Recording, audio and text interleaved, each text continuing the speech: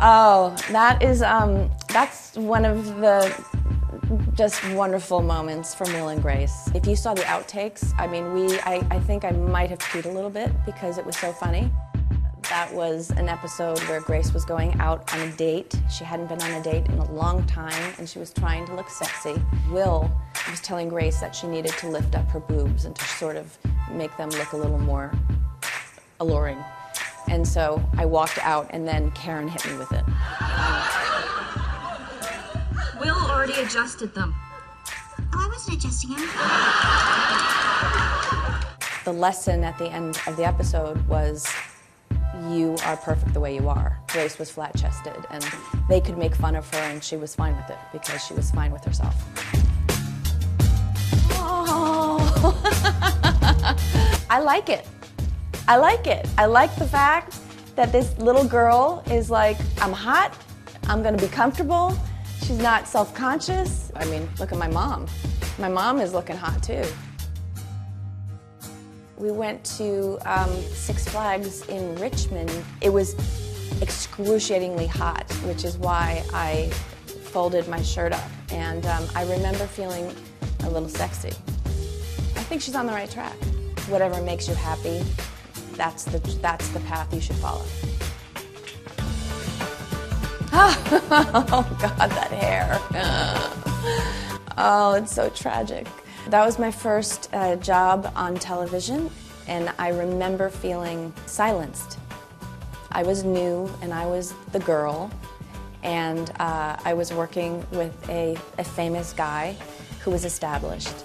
And I remember trying to give ideas about what I think would make something funny, and I remember being looked at like, why is she contributing?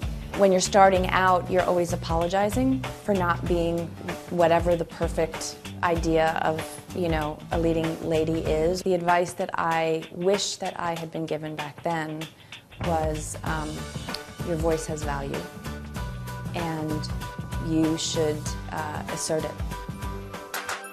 Oh, yes. I won an Emmy for Best Actress. I was the last of the four of us to win an Emmy. I think Eric was the third one. He won for the hour-long episode, the flashback, for when we were engaged in college. And I remember feeling like if there's ever an episode that I would win for, it would be this one. See, there's this one teensy little complication. Actually, not so teensy. Are you I'm hungry? Gay. What? Are you I'm hungry? gay. And he won for it, and I didn't. And after that, I was like, okay, it's not gonna happen for me. And so when it did, I was stunned. The thing that made it extra sweet was that I was 9 weeks pregnant, and nobody knew. I got up there, and all I was thinking was, oh my God, you know, he's with me right now, and no one in this room knows.